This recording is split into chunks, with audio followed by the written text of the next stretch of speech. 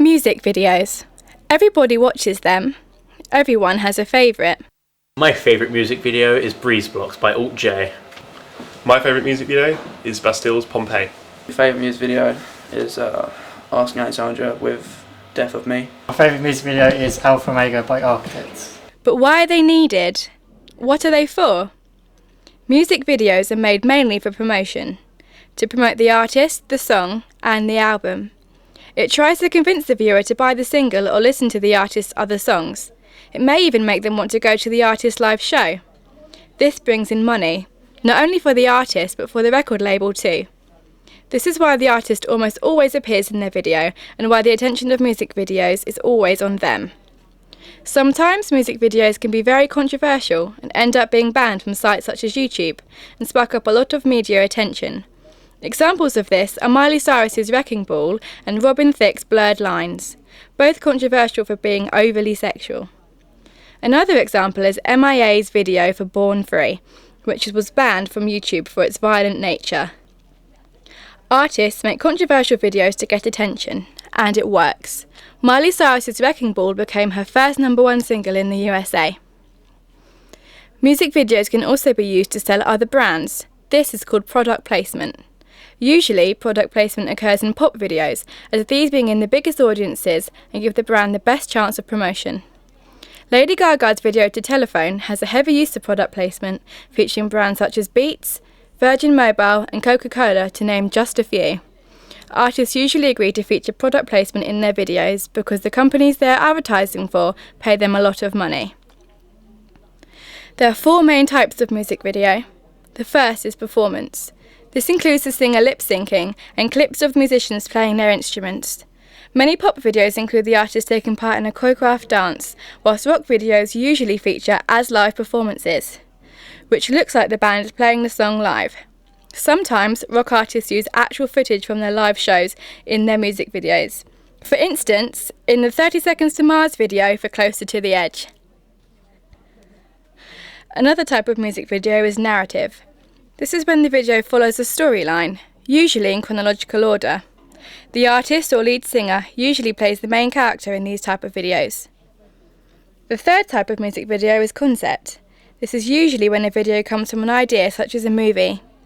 Videos for songs for movies are often concept videos. For example, Limp Bizkit's Take a Look Around was written for Mission Impossible 2, so the video includes the band as secret agents.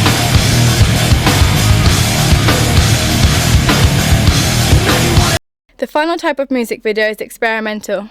This is when a video doesn't fit the conventions of other videos in the genre and does something that hasn't been done before. Taylor Swift's We Are Never Getting Back Together is an example of a typical pop music video. Right from the start, the focus is on her and she lip-syncs throughout, a common convention of pop videos. This makes the video fall into the performance category. Most pop videos are in the style of performance because it's the easiest way to showcase the artist. The video is full of bright lighting and vivid colours, which links to the upbeat, happy tone of the song. This technique is used a lot in pop videos, for instance, Katy Perry's Last Friday Night. Declan Whitebloom has also directed Taylor's video for the song Mean, directed the video. Mean has a strong vintage theme, also present in We Are Never Ever Getting Back Together. However, We Are Never Getting Back Together has more of a 1960s look than the 1920s style of Mean. The retro look makes the video look quirky and different, and it's a real popular style right now.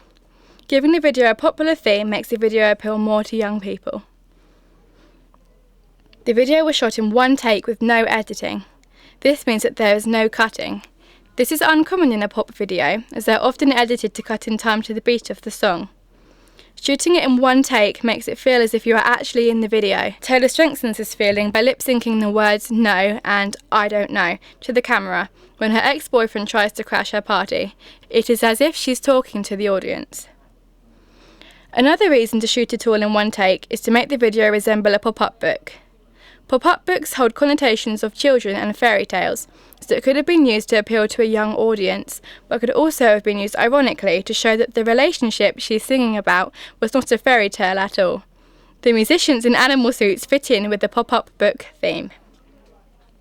The outfits that Taylor wears in the video also suggest that this video is aimed at a young audience. Many other female pop artists, such as Britney Spears, Rihanna and Lady Gaga, wear very skimpy and sexy outfits, whereas Taylor wears pretty printed dresses and colourful pyjamas. Another difference in this video to other videos by female artists is that there is no choreographed synchronised dancing. Instead, the dancing consists of jumping around in a more of a party atmosphere.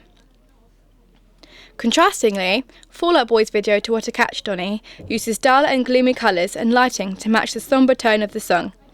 The video is mostly narrative and depicts the story of a man travelling alone on a boat, obviously lonely, until he befriends a seagull and they set sail together. Towards the end of the video, he sees another, bigger boat sinking and rescues the survivors. They then have a party to celebrate being saved, and the man is happy because he's finally surrounded by people. He sets the seagull free, and it flies off with other birds in the sky. The main character is played by Patrick Stump, the lead singer of the band. This is common in narrative videos because the lead singer is usually the main star of the band and the person the record label wants to sell the most. What's a Catch Donny is different to almost all other Fall Out Boy music videos and most videos in the rock genre. This is because the video doesn't feature shots of the band playing their instruments, which is a very common convention of rock videos. A lot of rock videos feature as live performances, which look like the band is playing live. They do this to give all the band members a chance in the spotlight, even though the lead singer does usually get most of the attention. Some bands use footage from real concerts they performed. They do this to encourage people to come to one of their shows, as this is where they make most of their money. However, in What's a Catch Donny, the only performance elements are the lip syncing and piano playing from lead singer Patrick. They may have done this because they wanted the main focus of the video to be on the narrative. It could also have been a hint towards the end of the band. The video sparked a lot of rumours about the band splitting up due to the sombre tone of the song and equally gloomy look of the video. It was thought that the sinking ship that Patrick saw was a metaphor for the band, especially as Pete Wentz, bassist and most famous member of the band, is theorised to be the captain who salutes as the ship goes down. Evidently, this was the last video Fall Out Boy made before the hiatus during 2009 to 2013. What's a Catch Donny uses a lot of intertextual references, both to themselves and other musicians. For instance, Brendan Urie and Spencer Smith from Panic at the Disco appear in the video as some of the survivors being rescued. Fall Out Boy may have used these people for many reasons. Firstly, both of their bands were at their peak at the same time, 2005 to 2007, and are some of the biggest names in the emo genre. Most people who listen to Fall Out Boy also like Panic at the Disco. They've also appeared in other Fall Out Boy videos, including A Little Less 16 Candles and Head First Slide into Cooperstown on a Bad Bet. Yuri also appears on the song, singing a line from the song Dance Dance. A final reason to feature Panic at the Disco is because they'd previously been on hiatus, and this could have been another clue about Fall Out Boy's near future.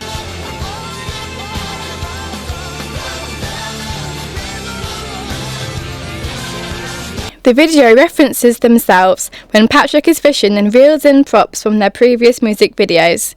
The antlers from Sugar We're Going Down, Patrick's striped jacket from Dance Dance, and drummer Andy's bass drum. He also sees the initials FOB in the lights floating in the water. This was a prop from Thanks for the Memories. Using these intertextual references gives the video a very reflective, reminiscent theme, and yet again hints at the upcoming hiatus. Music videos are a very important way for artists to get recognised, and a perfect example of this is a-ha's music video for Take On Me. Thanks to widespread airplay on MTV, the video won numerous awards such as Best New Artist in a Video and Best Concept Video at the 1986 VMAs.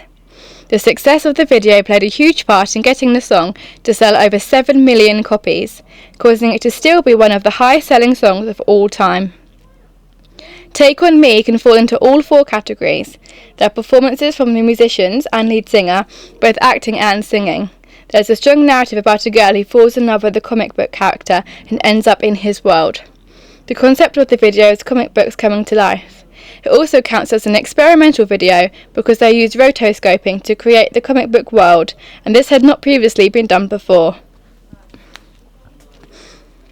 The video was directed by Steve Barron. who also directed Michael Jackson's Billie Jean video. This is another example of a hugely successful experimental video with the infamous lights on the pavement as MJ walked. So, let's recap. Music videos fit into 4 categories: performance, narrative, concept, and experimental. Pop videos often use choreographed dances, whereas rock videos use as-live performances. Almost all music videos include singers lip-syncing. They are important to promote the artist and their latest song. They can be controversial and bring the artist a lot of fame. They can also be used to sell other brands through product placement. You now know everything there is to know about music videos. Thanks for listening.